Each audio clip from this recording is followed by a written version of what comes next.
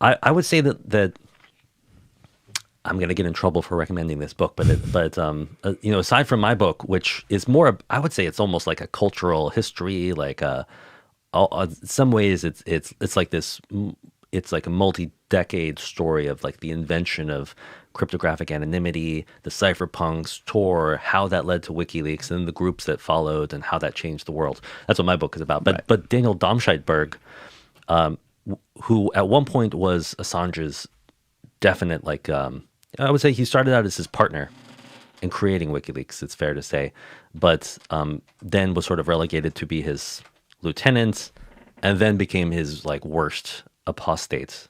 And they truly cannot speak to each other, and have not, as far as I can tell, since 2010 or even earlier.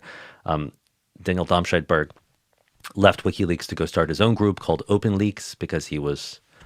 Oh, I've heard of them. He was dissatisfied with Assange, and even mentioning his name in this interview means that's I think hardcore WikiLeaks people will see me as like a traitor as well. Like just this is the problem with online culture, man. I know there's just like there's still a kind of cult of personality around Assange, and he's attacked Daniel Domscheit-Berg for many years.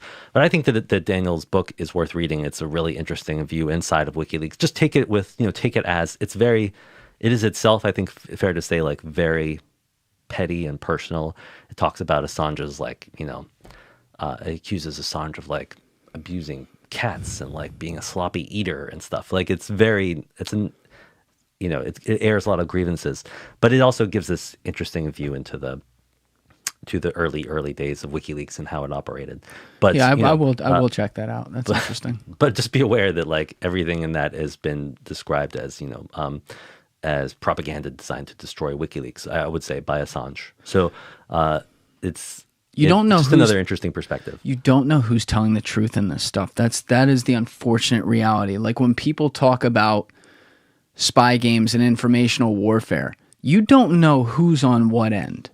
So like my guy, we were talking about Andrew Bustamante, the former CIA agent, when he talks about this. I don't remember if I talked about this with him on the podcast I had with him, or I know he talked about this with Danny on Concrete, so people should check that out for sure. But talking about Assange, an argument he has there, and I admit my bias, I'm pro Assange. I really admired the guy's work and like a lot of what WikiLeaks was doing, albeit with a lot of my own questions of like, okay, what the fuck really is going on here? But like when Andrew talks about it, he goes, a big issue I have is that it seems like all the ire is directed at the United States. And he's like, fine, this is a guy who worked for the United States government, so he's biased to the nth degree, but he's like, fine. Why is he not also giving that energy though to Russia and China and things like that? Not to say he's done none of that, but it's been very heavy towards the US. Do you have any idea why that was a thing? It does seem to me like I think it's that there have been WikiLeaks releases about other countries for sure. I mean, like I said, there was the one about Iceland. One of Assange's first releases was about the Kenyan government and helped to sway an election there. But I think that like the elephant in the room has always been that there's never been a real release about Russia, and there has been like I believe like I'm going to screw this up, but I think. Was it Del Cameron at Gizmodo, another reporter who reported that WikiLeaks actually at one point redacted a release to take out. I'm venturing into territory I'm not sure of the facts, so I'm not going to talk about this. But it does. I have it behind us if you want me to read it real quick. I have the exact source. Assange turned down dirt on Russia, strongly suggesting ties to being an asshole by Rhett Jones in Gizmodo. According to newly released foreign policy report, leaked communications show WikiLeaks declined to release a cache of hacked Russian documents in the summer of 2016, dismissing the only partially published records as, quote, already public, unquote. While there will be plenty to talk about this being proof of founder Julian Assange's loyalties to Russia, it most prominently displays his general hypocrisy and self-interest. So this is obviously an opinion piece, but rooted in something that they were reporting. Excuse me, I got that byline totally wrong, I think. I mean, I do think that there has been a strange, like conspicuous lack of stuff about Russia in WikiLeaks releases.